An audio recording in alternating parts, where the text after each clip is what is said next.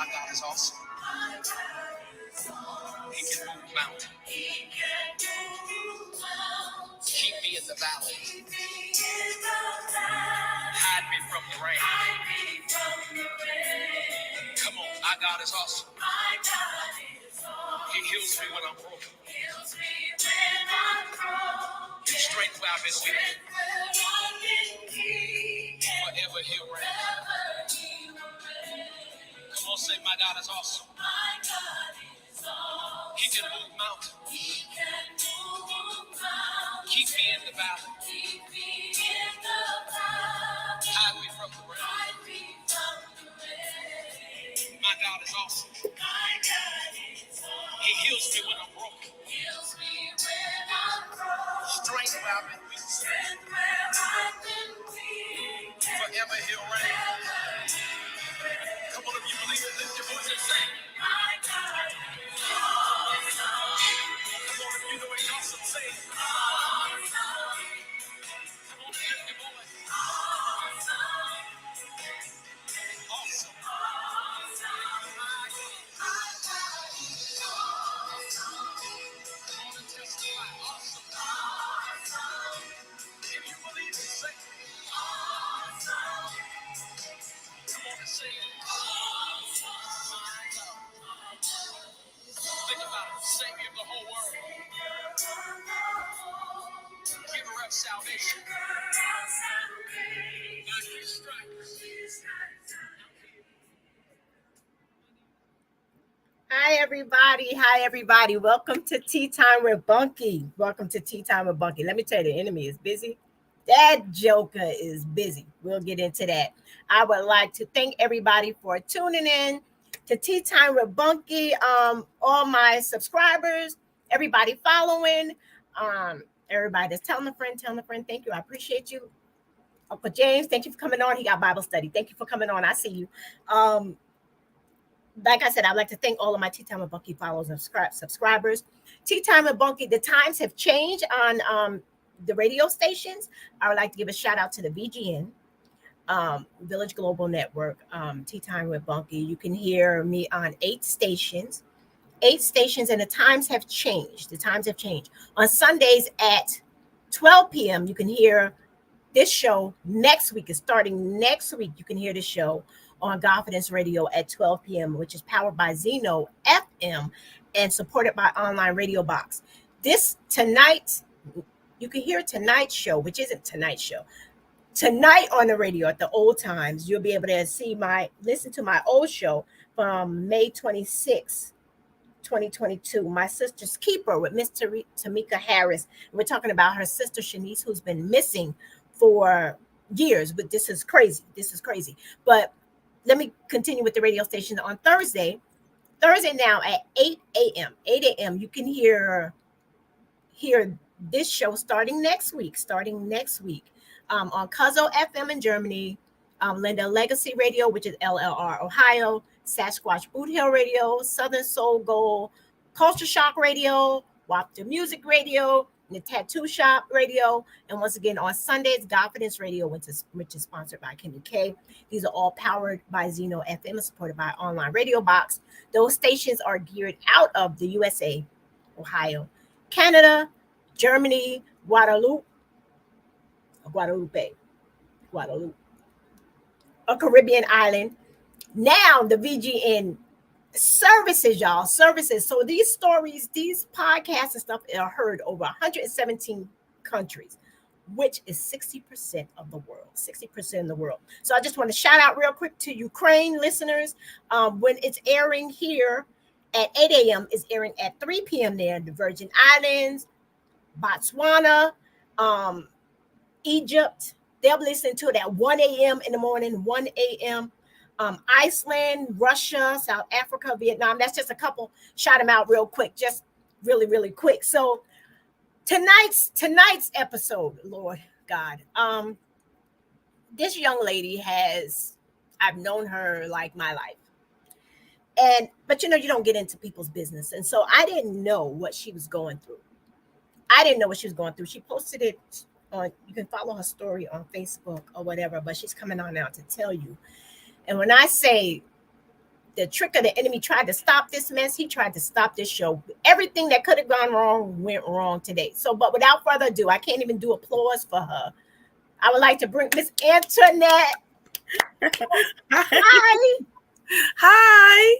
Thank you so much for being here. You're welcome. Thank you. You're welcome. You're welcome. I appreciate you coming on. I appreciate you being open and vulnerable, and even though you've told your story on Facebook, right? It's not the same. So tell everybody a little bit about you. About me. Well, you all know, we all come from the Berg. Not everybody, remember. Well, not everybody. Not everybody. But I'm from a small town in upstate New York called South Fallsburg, New York. And I was born and raised there. And I moved to Florida with my two sisters, Janie and Lisa, and my son. He was 6 months at the time. And I've been in Florida. Well, I first moved to Fort Myers. Actually, they were here in Orlando, and then I came to Orlando. But it's been a journey. I don't even know what to say. It's just been a journey. Sometimes I say to myself, maybe if I wouldn't have moved to Florida, this stuff wouldn't have happened. But I think God already has a blueprint of how our lives are going to go. And I don't care where I was. I think I still would have went through this. Okay. So you're talking about this and moving over here. For people that don't know, like some of your story, I didn't know as much about it until we had our conversation. Like, I knew some of the things. I know you're a Lupus Warrior. I knew that. And then I heard something about the kidney situation, and I'm like, wait a minute, what is going on? And then we're both in your cousin Lisa's 50. She does, was it 50? The 50 plus. The 50 plus. It's a party every Friday night, y'all. Party, yes. Every Friday night. And she mentioned something. I'm like, wait a minute, let me dig deeper, because I didn't want to be in your business. Right. It was on Facebook. Right. So let's start off with what happened first. Okay. The first thing that happened was, it was the lupus. I moved to Florida, working for Workforce of Central Florida for many years. Kept getting sick, joint pain, just sick, headaches, joint pain, severe joint pain, to the point I described it as like breaking of bones. That's what it felt like. I have my arm broken. I broke my arm before, so I know how it felt. It was just like breaking of bones. Like I felt like my bones were just breaking in pieces. Didn't understand. Every time I was at work, I would end up going to the emergency room. My blood pressure would go up, high blood pressure, out of nowhere, come in, take me to the hospital. Couldn't find what was wrong. And as I was telling you yesterday, I felt like the woman with the issue of blood, because they sent me to various doctors, and they just could not find out what was wrong. They kept saying, you have sickle cell anemia, you have this. So we're just going to put you on hydrocodone, which is a pain medication. I'm not someone that likes to take pain meds. I don't like medications that put me to sleep or keep me from functioning. So I didn't take them. I just suffered with the pain. I just suffered. And I was a part of a group. I'm suffering in pain, just pain. No one knew. I didn't vocalize it. I just suffered in silence in my pain. And eventually I got let go from the job because I was always... Every time I come to work, I could not perform my duties. I had to go to the emergency room, and they never could find what was wrong. I went to every doctor, and finally I went out of town for a church event to Iowa. And as I got off the plane, my whole body was swollen from head to toe. I was just blown up. They took me. How long was this? How long was this trip? Since the symptoms started, like how long? It was probably like 2 or 3 years later. Wait, so you were going through all this pain for 2 or 3 years without a diagnosis? Sure was. That's crazy. They just kept saying it was everything else but lupus, because lupus is so hard to detect. But like we talked about. Yes, it's so difficult to detect. It's difficult to detect. But it's mostly common in African Americans and Asians. But the doctors are out there really don't know how to test things for us. It's true. And so you suffered A long time. for no I reason. did. Because I suffered a long time. Okay. I suffered a long time. It was I just suffered with it. And I think that made me feel like I knew I was a strong person for me to endure the pain. Breaking of bones, yeah. That's what it felt like. That's how I described it. It just felt like my joints were just cracking and there was just pain all the time. And I went to Iowa, got off the plane, swollen extremities, took me to the hospital, did all this blood work. I think they took like 24 tubes of blood from every doctor.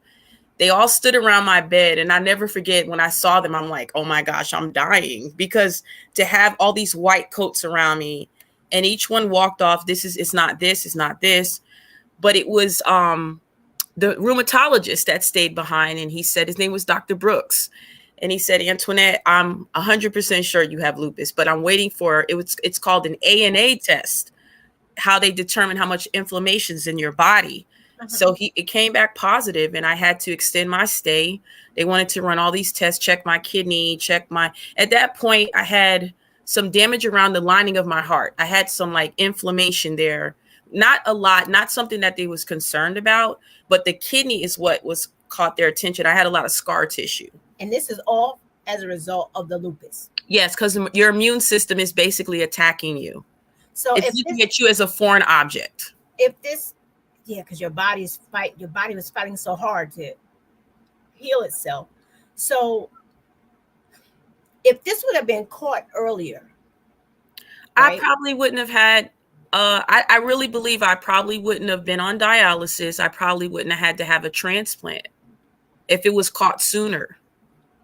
Okay, so you're talking about dialysis and transplant.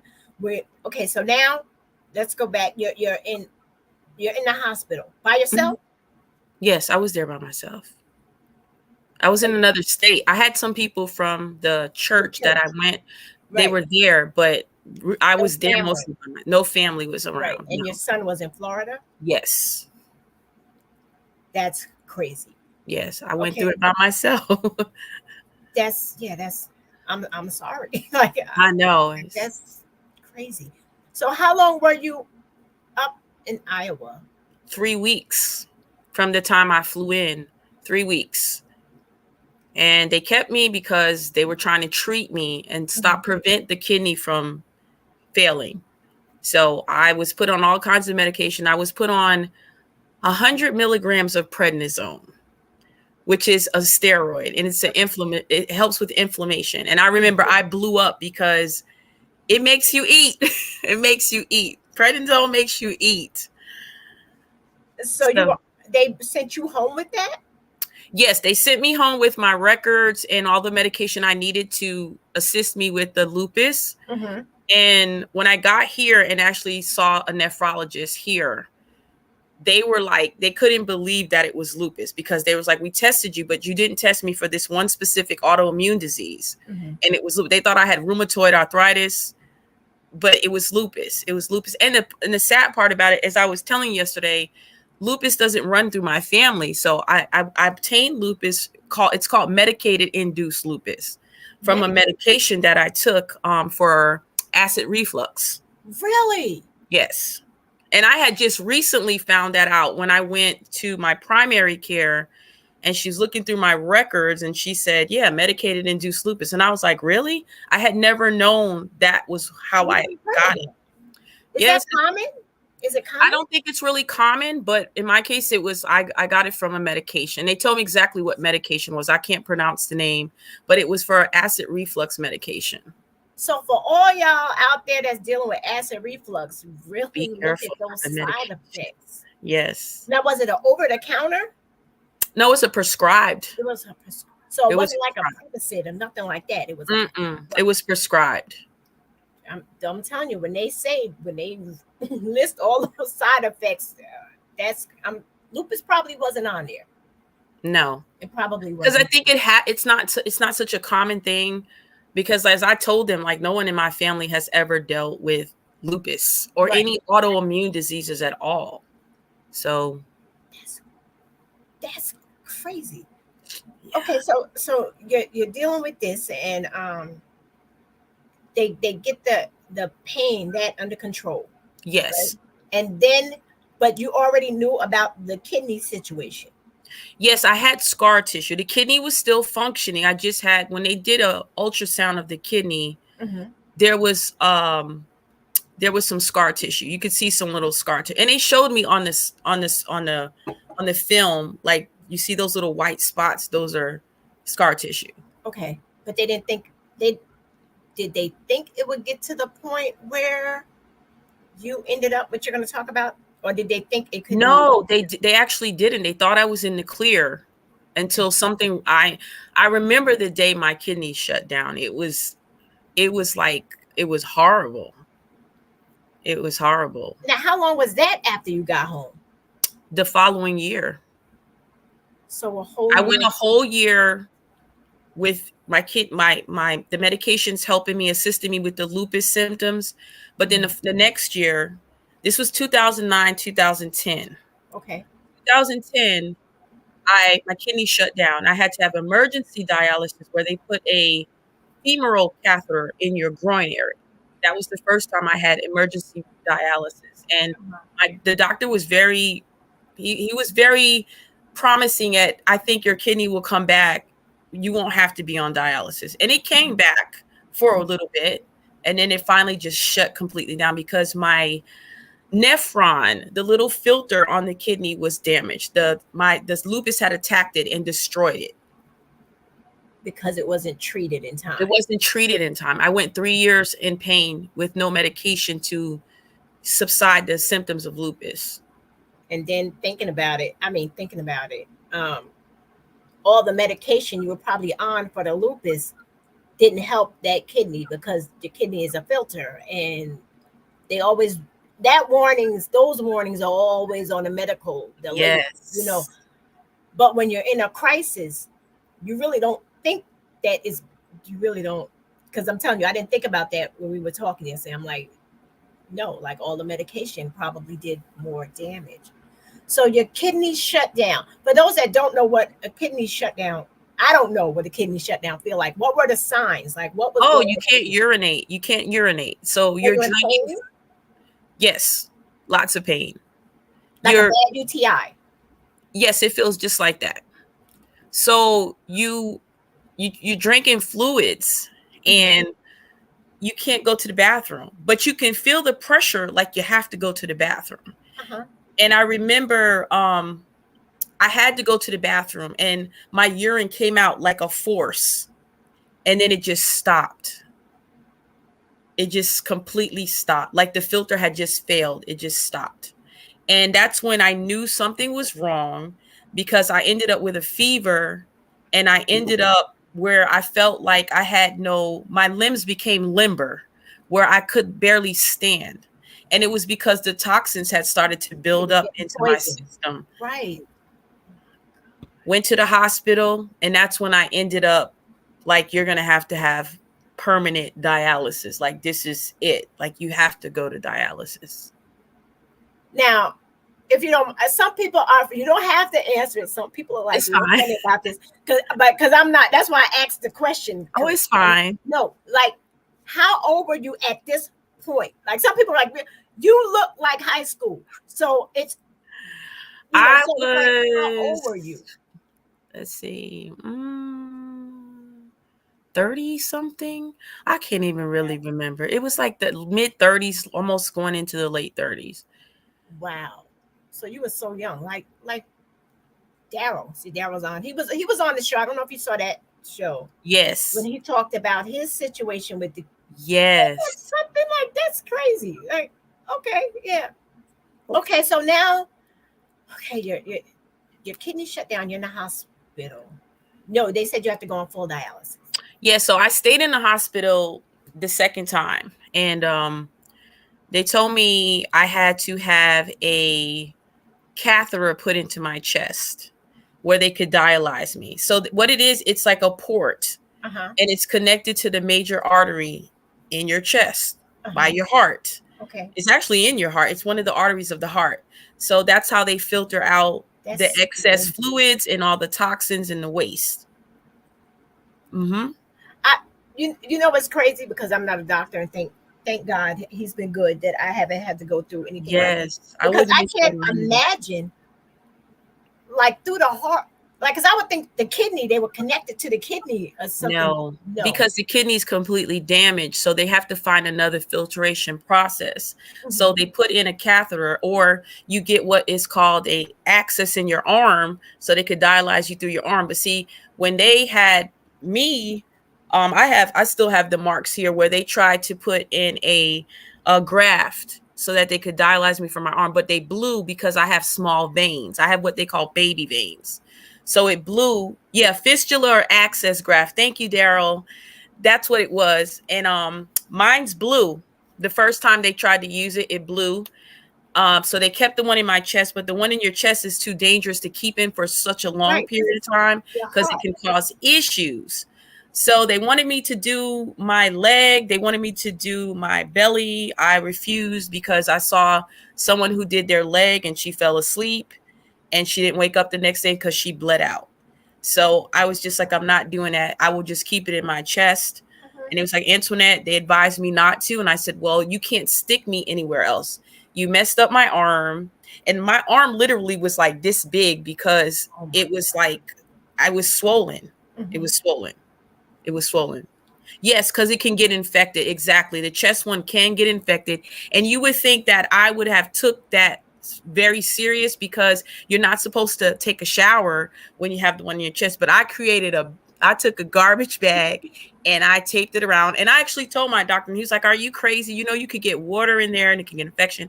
But thank God, God took care of me Yes, and he didn't did. allow that to happen.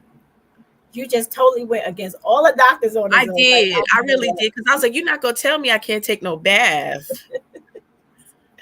Well, we're laughing because you got to laugh, find something in this. Yes. So, how long were you on dialysis before the inevitable 4 came? years, 4 long years. That seemed like forever to me because as I told you yesterday, I was in complete denial that, I heard of dialysis places, just couldn't Oh, believe that I was actually sitting in a chair having dialysis treatment.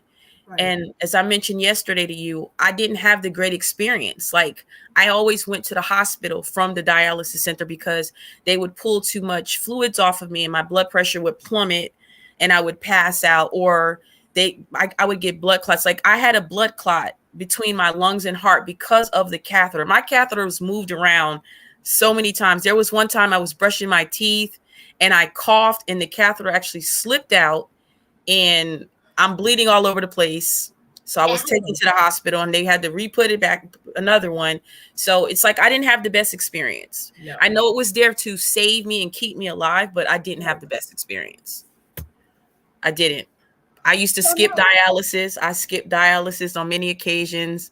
The doctor would say, Antoinette, they would call me and say, why aren't you here? And I would be like, because I'm not going. I'm just not going. He was like, if you drink, if you have too much fluid, it cause some issues. And Antoinette, you need to come to get clean. I was like, no, I'm not coming. I was like, well, I just won't come. And I watched people do what I did and they would die. And then here I am still standing here. And I started questioning God. I'm like, why am I still here? I was just completely rebellious. Mhm. Like, I wasn't going. I'm not getting dialysis. I'm I'm not. not getting it today. I'm taking a shower. Yeah, you were really. Because people don't know the effects it has on you. Like, you're drained. You can't do anything. You feel Yeah, like they yeah. just took Tell your life. people what it's like, because for those of us that, you know, what is it like? All I know, like, I've seen, like, people in the chair, but Mm-hmm. like somebody like me from the outside looking in don't know what that's like. Now, you explain how you would end up from dialysis to the hospital because they took too much blood. Somebody like me would think, or fluid. Somebody like me would think that there would automatically be some kind of measurement or something, like they would. There was, because, like, okay, you would come in and you have to step on a scale to see how much you would weigh. So if they saw that your weight changed from the last time you was here, that Uh-huh. means you put on extra weight.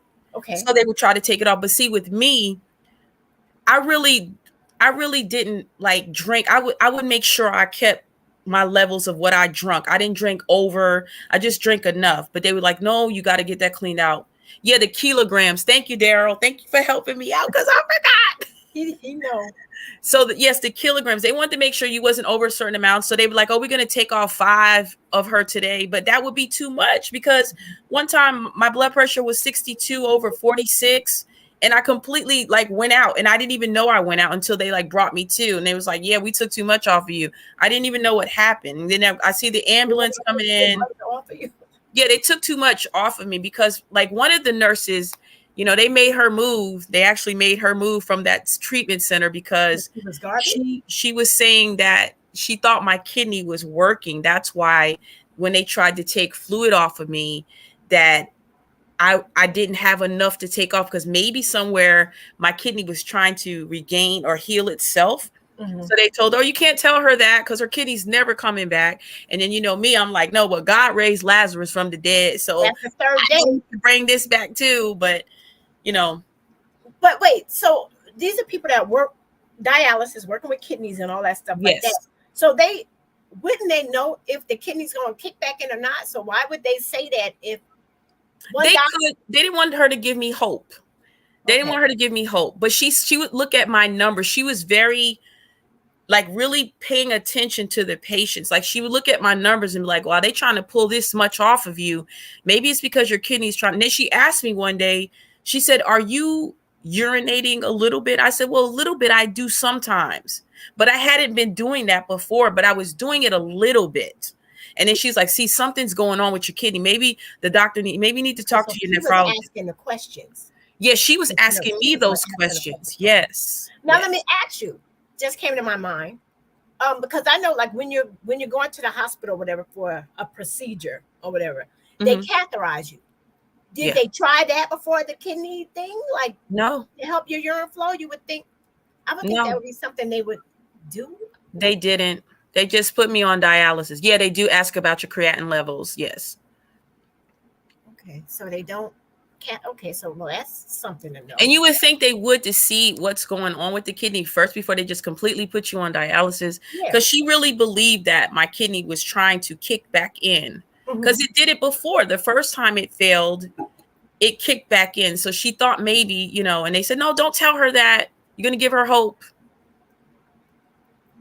But see, you had God, so you had more than hope. I did. I believed. Yeah, so it's like, all right. So, okay. So now you went through all of this. And then when did they come in and tell you you had to get a because you can't be on dialysis forever, right? I think that was well, some people, it depends on your health background, your health history. Because a lot of times, you know, if you have high blood pressure or you have issues with your heart prior to, you're not really a good candidate. So I was for a transplant. Okay. But I was a good candidate. I didn't have any other underlying issues except for the medicated induced lupus. So they came to me several times saying, Antoinette, we think, you know, you should get on the dialysis list. And I was like, no, because I'm listening to the other patients around me. Some of them had 2 and 3 transplants.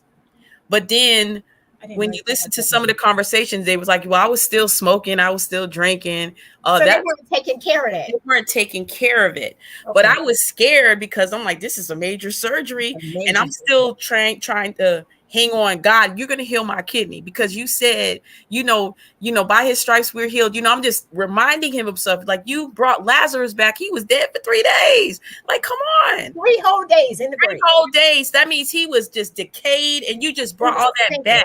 Yeah. And that's why I had wrote that on there, the significance of the 3rd day, which is when you look it up, Jesus rose on the 3rd day. Lazarus. It's a special day in which God creates new life and activity and activates his covenant with humanity. Yes. So that's like really like when you dig into it, because when we talk, I was like, oh my Lord, the significance of the 3rd day. Yes. So you're having this conversation with the Lord, but people need to hear the exact story behind the 3rd day. I want people to understand like what your conversation with the Lord, where you're like, the timing, how it. Well, what I did was like how I talk to you, how I'm talking to you now. I was just like, God, you know, I really reminded him about Lazarus, because I'm like, this dude was dead. Like, he didn't have any function. He was completely no life, no breath. No, So he I was wrapped know in grave clothing. Right. So I know Yeah. you can bring my kidney back to function the way you created the function. I Right. had these conversations back and forth with him, and I'm like, oh, you're not listening to, I mean, I was literally fighting with the Lord. Like, you're not listening to me. I'm talking to you. I'm asking. You said, if you ask anything in my name and if it's your will, and I know you don't want me to be in dialysis for the rest of my life. So I'm just going back and forth with him. And he doesn't respond. So the doctor's like, Antoinette, you need to get on the transplant. I'm like, nope, because I'm going to lose my kidney. I'm already speaking. And, the Bible says life and death is in the power of the tongue. So I'm like, maybe I need to stop, but I wasn't thinking about that time. I'm like, you going to fix my kidney and you going to do it now. You need to do something. I used to tell him, or I would be like, just take me out. Don't let me live no more, because I'm not going to be on dialysis for the rest of my life. I said, you see what I go through every day. You see the pain that I experience every day. I'm going to the hospital every day. Who likes going to the hospital every day from treatment? Antoinette, we got to send you to the hospital. We can't get your access to work. Antoinette, your access is clogged. And then you're just like, I'm tired of this. I was so tired and drained and just over it at that time. And so my doctor said, okay, we're going to put you on transplant. I went through all the testing, everything you're supposed to. You got to get all this blood work. They got to do all this history on you, take all this blood work. Then I had to do this thing. I can't remember what it's called. Maybe Daryl knows, but my antibodies were so high, and that's not good when you're trying to get a transplant. My antibodies was completely high. That means my immune system would really attack the kidney. Okay. Because my antibodies were high. So I had to have this treatment for it was 3 months, twice a month for 3 months, where they come into my house and she gives me some kind of fluid that they're taking out the antibodies. I don't know what it was. They was taking out the excess antibodies. So then when I went back to do blood work, they were like, okay, you're good now. Got on the list. In my head, I'm like, well, I'll be on dialysis for 5 to 10, 20, 30, whatever years, because I saw the average was like some people that I was seeing doing treatment had been there in their 20 years waiting for a transplant. So I'm like, okay, in my head, I'm like, I just got to deal with this, because I have family, I have a son, I have people that love me. I can't just say, I'm just going to leave this earth. Even to the point, I'm going to share this with you because I didn't, but I shared it with Cheryl when she called me. We were talking about mental health, and I told her, I said, there was a point in time when I literally was driving on the road and I told God, I'm going to drive into traffic and I'm just going to end it all, because I could not deal with going to dialysis. I could not, it was too much to bear for me. Right. And I told her, I said, I wanted to drive into traffic. And I said, I'm not wrong for feeling that. I said, I'm sure lots of people no judgment. Absolutely. Nobody knows what you were going through but you. Well, Daryl knows, people know, but yes, not like you. Everybody goes through it differently. So nobody knows, nobody's judging you. Like, you just think, hey. So it was just too much. And I told her I wanted to drive into traffic. There's times I'm driving and literally this thought comes over, Antoinette, just drive over the rail. Just go ahead, end it all. But then I would think, oh my gosh, what would people say if I did this and I did not make it? They would be so broken. And I cannot be so selfish right now, because I'm going through this valley, this dark valley, and God is still with me. But I didn't see God with me. I was like, God, just take me out of here. Right. And then literally November 15th of 2015, I got on the transplant list. So at that point, I'm still like, okay, 10 to 15, 20 years, I'll have to go to dialysis. Now, from that point on, I'm arguing with God. Every dialysis treatment, I'm just arguing with him. I'm like, every morning I got to get up at 4 a.m. and go to this place for 4 hours, get stuck, get so much fluids taken off of me. And then I feel drained. I can't do anything. I can't function but sleep when I get home. I'm so sick of this. Couldn't really eat anything because I would get sick, throw up, didn't have the appetite. How old was your son? About 15 at the time. Wow. Okay. So he watched me go through it and he didn't know what to do to help, because he didn't understand. Like, he was like, how do you feel? I'm like, I'm tired. I didn't want to talk. I just want to go to bed, because I felt like they took everything from me. Right. And I didn't have anything to give. arguing with God, arguing every day. I'm telling him, just take me out of here. Why don't you just take me? Why don't you just let me go? Why don't you just let me just go up there with you and I could be done with it? Let's just end this already. But yeah, but he wasn't trying to hear me. No, he wasn't. And every day at dialysis. Yeah, exactly. So every day at dialysis, I hid that part. I covered that part of me. I had to put on this. I don't want to say it was a front. It was like the good face. You put on the good face. Yes, I put on the good face for the other patients because they got encouragement from me, but I couldn't even encourage myself. I'm like, I'm encouraging you, but I don't even feel like that. I'm telling you, it's gonna be okay. We're gonna make it through this. And then I would sing to them. And then I told you one of the patients complained about me. No. Yes, she did. She would. I said, that's nothing but the devil. She didn't want to talk. She's like, oh, she's always singing those gospel songs over here, them worship songs. I don't want to hear that. I just want to do my dialysis and get out. Really? And I'm like, so they moved me from the corner. So when I got in the next day, I was in my feelings and I'm on the scale. And it was like, Antoinette, we're moving you over there today. And I was like, yeah, because somebody complained about me singing. And then, everybody's like, and then there was this little old lady who was on dialysis. And I sat next to her. She said, baby, let me tell you something. That's nothing but the enemy. She said, don't feed into that. You keep singing. You keep talking about God. She said, you encourage us. But then I would watch them all die. As I sat in those chairs, every time I would see them just die. And I'd be like, but God, why did you take them? He separated you from that. That's crazy. Yeah, they would all die. They all just died because they had, things that happened with their axis. One person had a heart attack. And it's just different. A blown, what is it called? Daryl knows what it calls when the axis gets big and it bursts.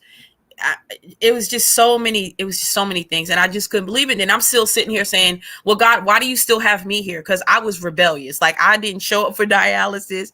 I wasn't coming to dialysis. You wasn't going to get me to come. And I complained for months until August 1st, the weekend before August 1st. It was like I want to say it was like the 29th, which is a Saturday. I had dialysis Monday. I know I had it on that Saturday. Mm-hmm. And every time I would leave for all those months, I would be like, you're not going to see me tomorrow. I'd be like, you're not going to see me tomorrow because I'm not coming back. And I would just say this all the time. And they'd be like, Antoinette, we'll see you, on your treatment day. I was like, no, you won't. You're not going to see me. So that one Saturday, I told God, this is it. I said, you know what? I'm not coming back to dialysis on Monday. So you could forget it. I said, if you don't do something soon, I'm going to do something. And I'm going to come see you. That's what you told the Lord. Yes, I told the Lord that. Okay. And I was very bold about it. I'm going to tell you that if you don't do this, I'm going to make myself get to you. And I'm just going to go ahead and go because I'm tired of this. I was just at that point. Right. I was so low at that point. I was tired. I was just so over it. That Monday morning on August 1st, I get a phone call from the Transplant Institute, and they're like, Antoinette, what are you doing? It's like 11 o'clock. I'm like, well, I'm thinking they're calling to update my information, make sure my address is the same and all this good stuff. I said, well, I'm about to eat a sandwich. It's almost lunchtime. She said, don't eat. I was like, okay, why not? She was like, we need you to come to the hospital. We have a kidney. So I'm looking on the phone. I was like, what?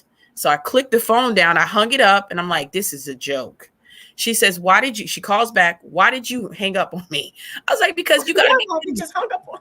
I'm like, we supposed to wait at least 10, 20 years for a kidney. She said, no, we found the one that matches with you. Perfect.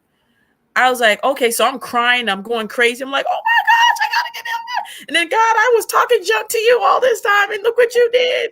And it was literally 8 months later, not a year. Not 5 years, not 10, 8 months. And there's significance behind the number 8. So 8. What's the 8 number? New beginnings. The Lord in these numbers. New beginnings. Okay. So right. I go to the hospital and there's another young lady I met in the seating area and she was getting the other kidney from the same person.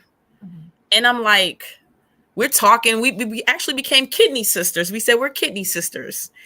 And she got her kidney first. She got it on the first. And I'm like, okay, why they didn't call me yet? So my mind is going, I'm like, oh God, they going it doesn't match and they're going to send me back home and I got to go to dialysis. There was a reason why God had me wait. Because I talked all this junk about Lazarus, raising him, all this stuff. God was like, I'm going to show you who I really am. And so on. Won't he do it? Won't he, Willie? Yeah. August 2nd, they came into my room and they said, Antoinette, we're going to prepare you for surgery. Your kidney. Now we're at 2 days, though. We're at 2 days, right? 2 days. Yeah, we're okay, I didn't eat. I didn't eat for 2 days. I didn't eat nothing. I was hungry. I was so hungry. And so after midnight on the 3rd, it was the third day.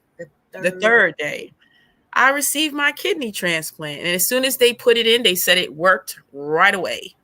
There was no issues. I didn't have to have dialysis. I was the most happiest person that you could ever believe. I told God, I'm so sorry. I'm so sorry. I challenged you like that. Yeah, challenged you. You told him. You was like, you rose Lazarus on the 3rd day after he was in his grave, rotten, stinking, and you can't give me a kidney. You can't give me my kidney back. And he made you wait until you were starving until the hungry.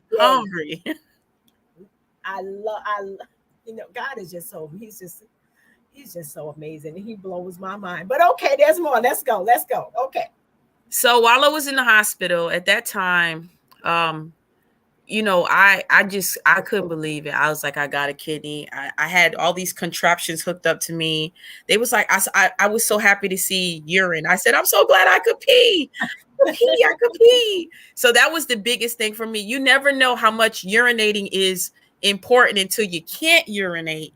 And then you get to urinate again. So that was a big thing. I was like, I could go to the bathroom. And it was a good journey. I stayed in the hospital for 9 days. So many things happened, transpired. I had been at a church that I needed to get away from because of some of the things that they were doing in this church. And I remember asking God prior to the transplant, I'm not going back there. You need to tell me where I need to go. And I was like, I am demanding him again. But you got to tell him what you want. You can't be look, you need to tell me where you want me to plant my feet at, because if not, you know what I'm saying? So I prayed, and actually when I got out of the surgery and recovery, like at 7 a.m. in the morning, it was like 7 or 6ish in the morning. This guy that I knew, him and his wife, they were starting a ministry the same, September 11th. They did it on September 11th. I planned on, helping them out and going there to do praise and worship. But because my transplant surgery came up, it prevented me from doing that. So I didn't even know if I'm supposed to be there yet. I'm just like, I'm going to help them. So that morning when I was out of recovery, the nurse comes in, and I had prayed specific. I was like, God, you need to tell me who my pastor going to be and who going.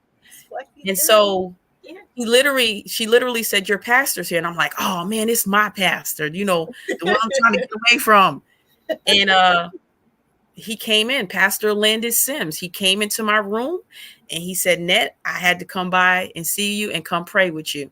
And that's when I knew. And I've been with him ever since. And we on the ship. Now that's the name of our church, is called The Ship. So the Ship here in Orlando, Florida. So I was so happy that he walked through those doors, because God answered my prayer. And then I did a lot of repenting, because I was like, God, I was just talking to you any kind of way, all crazy. He knew. He knew. And that's the good thing about God. Like he put up with all our shenanigans, and he doesn't hold it against us. All we gotta do is just be like, come to him humbly, Lord, I'm sorry. Yes. He ordered your steps. You told him what you wanted. He showed you who he was in his time. Like, look, I'm not playing with you, little girl. Like, you get it all out, and all right, And people don't get, like we were talking, when you talk to the Lord, you can talk to him. Yes. Like when I go to him as Bunky. I don't go to him as anybody else. That's right. Anybody else. Like, Lord, you created this. Yes. So you know what this is. Okay. I love it. So, but then that's not all that you went through. No, it just gets better. I'm like, okay, God, we on this journey together. All right, Let's do it. You caught COVID. Oh my God, that was the worst. Last year in January, now I have a kidney transplant. I'm on immunosuppressants that suppress my immune system. So while I'm on these immunosuppressants, I, through the whole COVID pandemic, never caught COVID. Caught COVID, went to church, someone had it, caught it. And like I told you yesterday, I didn't think I had COVID. I'm like, I never had it before. So I know this can't be COVID. So I'm telling my mom and my son and anybody else, oh, I just have a cold. I'm taking cough medicine. Didn't want to get out the bed, sleeping, didn't eat. Then I noticed that I stopped eating as much and I was losing weight like quick. And I'm just like, this is a different kind of cold. So my mom's like, I think you need to go to the hospital. I'm like, no, I'm good. I'm good. Here you go, saying what you're not going to do again. I'm not going. Sleep it off. I'm just going to sleep it off. You know, it's just a cold. And I noticed that. Then my son's like, I think you need to go to the hospital because he saw me. I wouldn't get out of bed. I had to literally drag myself to get water when he wasn't here. Just things. And I'm like, okay. And one day I was just laying in the bed and it had to be like a week later. I'm just in the bed, didn't go to the doctor, not calling the doctor, knowing that. And I know it's my fault because my doctor had always told us, like the transplant patients, like if you get sick, call us. You have to come in because we need to make sure there's nothing going on. But I was just like, no, it's just a cold. They even sent me a Z-Pack in the mail too, which is the antibiotics to fight off the cold. But I needed more than that. You know, I needed more. So I'm laying in the bed and I feel myself leaving. And when I say leaving, to explain it is like, you ever been like really, really, really, really tired, yet you could barely keep your eyes open and your body is just limp, like you just can't move? COVID. Exactly. So that's what it felt like. I just felt myself leaving. I felt myself drifting. Like that, but not drifting. Yeah, drifting off. Like I just felt myself drifting. Like I knew I was leaving. I knew I was leaving. It's a weird feeling. I just knew I was leaving. I was like, I'm leaving. And then I heard this voice say, get up. And I was like, I can't. I was like, I can't get up. Amazing. And the voice kept saying, Antoinette, get up. And I said, no, I'm tired. I'm just tired. And that's what COVID does. But then I got up and I got on my phone and I started looking for Advent Health, which is the hospital here in Florida where I go to, they know me. I got a chart like that big. The lady actually showed me my chart. It's huge because I've been there so much. And I call and I'm like telling them, and I saw this ad that Advent Health has where they can send out a medical practitioner, a medical assistant, and a nurse to your house. Mm-hmm. So I said, let me call them. Let me see. They come, they have masks on. I have a mask on. She does the COVID test. She said, you have COVID. Okay. I'm like, okay, I didn't think I had COVID, but okay. Then she checks my blood pressure. My blood pressure is like 60. It's low. It's like 62, 66 over like 38. It's low. Wow. And then my oxygen levels were at 50%. So I was leaving. I was about to be out of here. Yeah. And they say you need to go to the hospital. So my son takes me. We get into the emergency room. We're in the waiting area, the lobby. So they tell my son he has to leave because I have COVID. They don't want him there. And I'm like, I don't want him to leave because I couldn't do anything. Like I was out of it. You should have seen how I was walking. I was walking like a zombie. I was out of my mind. I just was like, I just want to lay down. So when I went to go walk, they called my name and I went to walk to the counter because they wanted me to sign in. I didn't even make it to the counter. I passed out on the floor. Next thing I know, I wake up and I'm in a room and I'm laying on the bed. And as I told you yesterday, I heard the doctor and the nurse talking.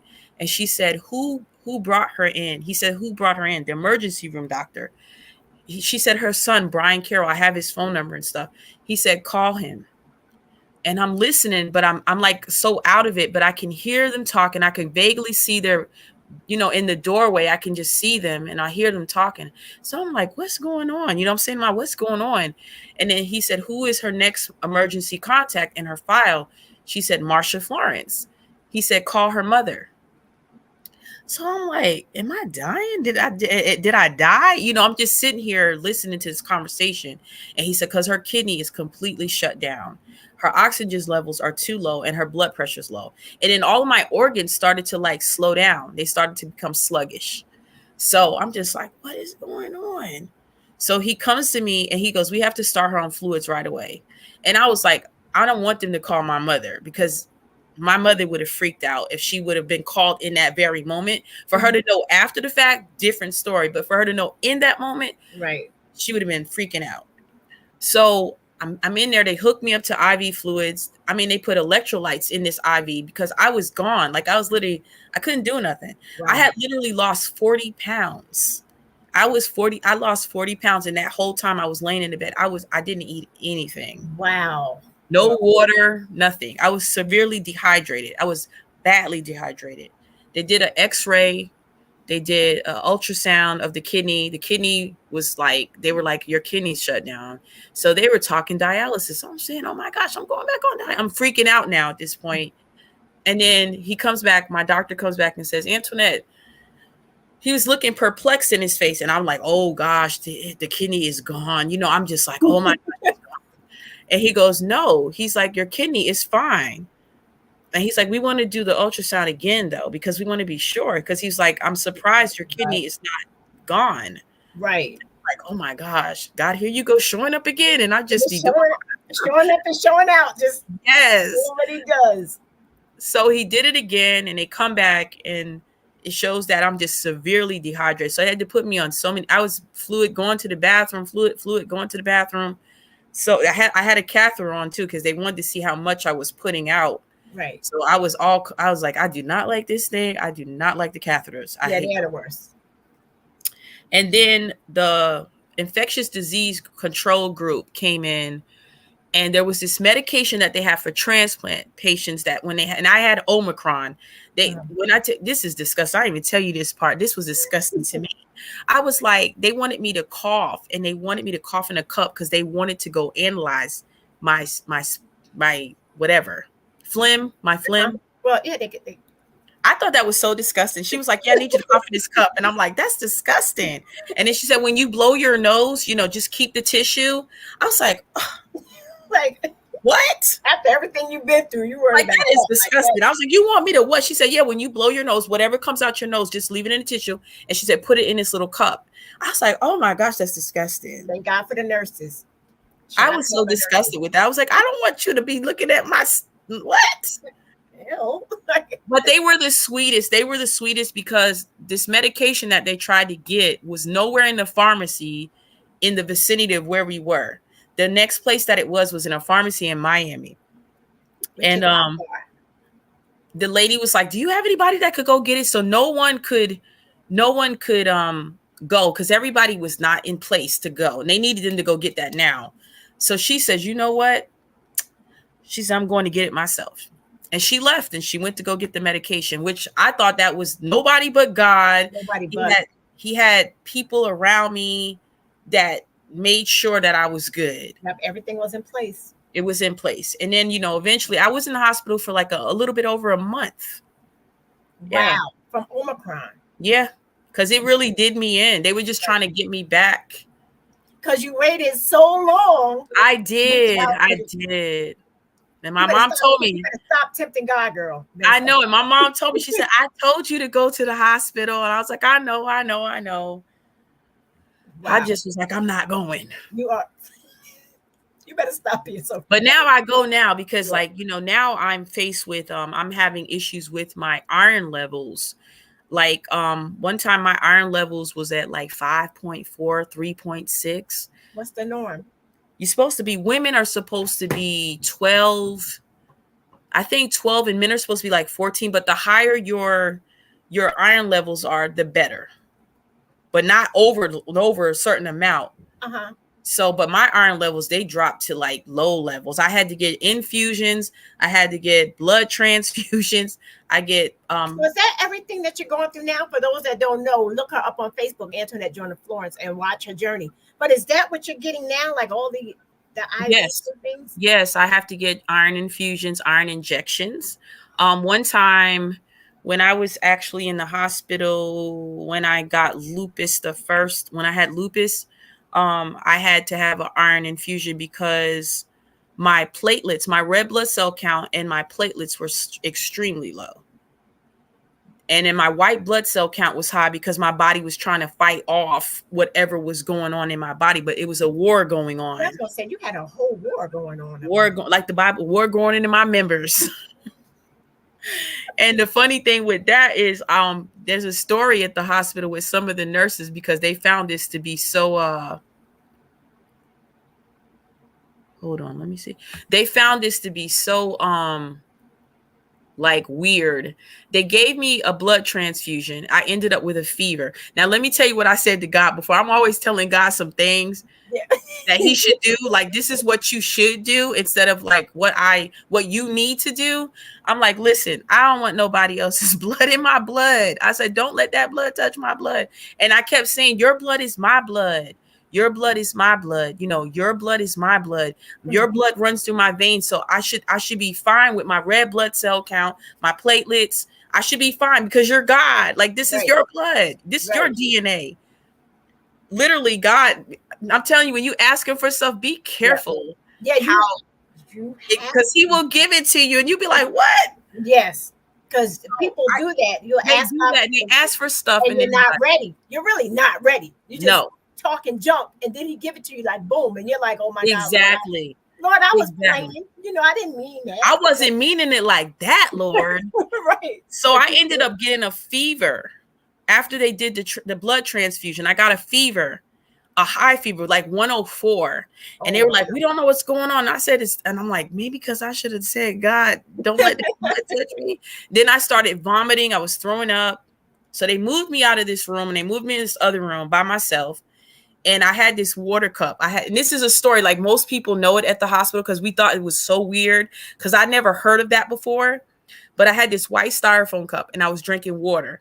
I just kept drinking this water and I was drinking. And I kept coughing and I kept drinking this water because I'm like, why is my throat? I had this cough and I'm like, what is going on? Literally, I threw up the blood into the cup. There was blood in the cup. There was blood. I don't know where the blood came from. Don't ask me because I don't know, but I know I coughed up blood and I coughed it over to the cup like that. I was like that. So I rang the bell because I'm like, something's wrong. The nurse comes in and she's like, where did that blood come from? I said, I coughed it up. So right at that moment, she rang the bell, cold red. Right. They went and put on gowns because then they thought I had tuberculosis. Right. So I'm like, what the heck is going on? So then they take me to X-ray to check my chest. Nothing. I don't have tuberculosis. They gave me the little tuberculosis test. Negative. But they didn't understand where the blood came from. I said, I know where it came from because I told God, don't let that blood touch me. That's crazy. It's crazy. But that's God. But it's God. People need to understand that's why your show is so important too, to tell your story. But people need to see how God operates. God's glory and his goodness. And if you ask him for something, he's going to do it. And it's not in our time. It's always in his time. That's right. And you're here because somebody needed to hear this. Yes. Because like I'm telling you, I never heard of medically induced lupus. I always just thought that it was just something like hereditary, or I didn't know that. I didn't know either until when she said it that day. I was like, they never told me that. Yeah, that's insane. And and our time is almost up, but I can't let you go without talking about help. I want to know what help is. All right. Help Incorporated was something that God gave me when they actually let me go from workforce. I was helping people. That's what I like to do. I like to help people in any capacity. Whatever resources I could dig up and find that could assist anybody with any situation, I'm going to do it. So God gave it to me. And then I kept saying, like I told you yesterday, I was like, I can't do this. What am I going to do with this? Like, who going to support me in this? I can't do this. So Help Incorporated. And I was like, when it came, I was like, Help Incorporated. I didn't like it at first. I was like, Help Incorporated. What is that? Then he said, helping enrich lives purposefully. You're trying to enrich people with purpose. You enrich people with whatever the purpose is that God gave them. So I was like, okay, God. So since you brought it up, now I was like, you this is going to make you laugh because I'm like, God, Help Inc. is just sitting there. I haven't done anything. This is over like 10 years that he gave me this vision for this. I never did. Even the building structure, he gave me the building structure. The building is a brick building that has a ladder on the side, and it has a person pulling someone up, helping each other, bringing each other up. When I make it up, you make it up, because I'm gonna pull you up to where I'm at. I never did anything with it because I just felt like I didn't have the ability to do it. But when you brought it up, I asked God like several weeks ago, like, what do I need to do with Help Inc? And I said, because it's just sitting there. What am I going to do? And then you brought it up. So I'm like, okay, that's an indicator that I need to jump back on it. I need to jump back on it. I need to jump back on it. And now it's getting ready to go crazy. It's about I got to go down. It's about, because the way you be talking to God, I'll kind of be scared. Actually, I'll be like, let me get away from her, because she talking to God kind of crazy. Even though like, but I've gone to him like that, like I've told you. But it's what he does. And I was supposed, you still, even though it's 8:00, I'm going to give you 2 minutes to let people know whatever you want, because it's 8:00 already. It's crazy. Okay. So it went by fast. But what do you want? What do you want to leave the people with? Because like this basically was your whole thing. There was really nothing for me to say. This was your testimony. No, really, this was your testimony. And I told you, I don't have a conversation flow. We're just gonna let God. We're just gonna let God do what He do. And that's. I just want people to know that you're not alone. You're not alone. That's something I had to learn, that I'm not alone in this journey we call life, that God has given us this life. We're not alone. And I'm here. My purpose is to encourage people. I don't know. Some people have seen the WA movement. The WA movement is wealth. We're receptors of wealth, abundance, health, and happiness. And not just in a capacity of money, but spiritually, wealth in our relationships, wealth in our health. And my coach Todd Grant and his wife Deidre Grant, they started the WA, wealth abundance. We are receptors of wealth, abundance, health, and happiness. I ran with it. WA movement. We have to encourage each other, even on these platforms, these social media platforms. It's not for getting mad with somebody and posting something about this and that. It's about, we can use this tool to reach other people, just like Tea Time with Bunky. It's reaching different people in different parts of the world that need encouragement. They need to hear your testimony. Don't be afraid to share your testimony. Don't be afraid to do it, because like she told me yesterday, there's somebody that's going through what you're going through, or about to go through what you're going through, and they don't even see the light at the end of the tunnel. And you could be that flashlight to be like, hey, I'm over here. I went through that. I could tell you, girl, some stories on how to get through and how God is going to keep you in the midst of it. That's what I want to leave you all with. That was great.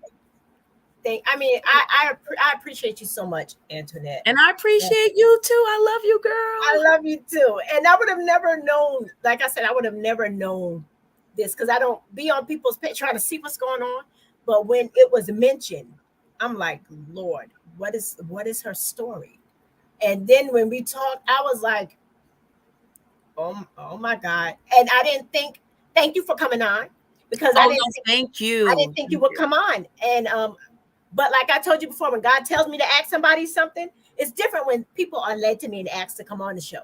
But when God leads me to somebody, there's a reason why He led me to you, to ask you to be on the show. And your testimony is so encouraging. We're praying for strength. Yes, as you continue to go through your journeys. Thank you. I mean, like, there's no doubt God got you. Thank you. He got you. And it's crazy. I want people to go and follow your page. Yeah, follow me. I give good advice. God has me giving these little theme messages every day, you just to encourage you. Yes. Just to encourage. Yes, He does. Yes, He does. I'll be like, what is she talking about today? I'm like, all your little graphics and stuff like that. Yeah, just to encourage, man. I want to just see people win in life and just know that they're not alone in this journey. We all have a path that we have to take, but at the end of it, we're all here for each other. Yes, we are. We're helpers of one another. That's right. We That's are what brothers and sisters keepers. yes, we are. Like the episode that's airing tonight on the radio. That was a good segue for those that listen to Tea Time with Bucky on the radio. That's tonight's story. It's a older show from May 22nd. Miss Tamika Harris, people that know the story of Shanice Harris, who's been missing all these years, which is crazy. It's crazy because somebody out there knows what's going on. But you know what? I keep saying, well, don't come out in the wash, come out in the rinse. God is going to expose you. He's going to expose you because his mother is grieving publicly. Like, I can't imagine. I can't fathom what her family's going through. Somebody knows something, say something, because my thing was, if that was your family, you wouldn't want your mother going through this or your siblings going through this. So somebody needs to open up. Anyway, that's on tonight's Tea Time with Bunky. And you can listen to that. You can listen to that on starting next. Well, I done changed it up. But anyway, powered by Zeno FM. On Sundays, you can listen to Tea Time with Bunky on Confidence Radio at 12 p.m. On Thursdays at 8 a.m. Cuzzo FM. Linda Legacy Radio, which is LLR Ohio, Sasquatch Boot Hill Radio, Southern Soul Gold Radio, Culture Shock Radio, Wap the Music Radio, The Tattoo Shop. These are all powered by Zeno FM, supported by Online Radio Box. And these air out of the U.S., Canada, Germany, Guadeloupe, Caribbean island, and we are now servicing 117 countries. So next week, you guys, starting Sunday, you can hear this conversation. Follow it, Zeno FM. I'm gonna put it up so you guys can know where to go and what to do. Antoinette, thank you. Thank you. That was a mouthful. I had to get that get that in there. But tonight you guys go on and listen, and you can hear Tamika's story. She's coming back on. Okay, I'm having another show with her down the road. So you guys be blessed. Remember to tell a friend, share, like, follow, subscribe. Tea Time with Bunky. This is the place where all conversations are had. Both encouraging and light, and you name it, we got it. So I appreciate you all, and thank you for your time.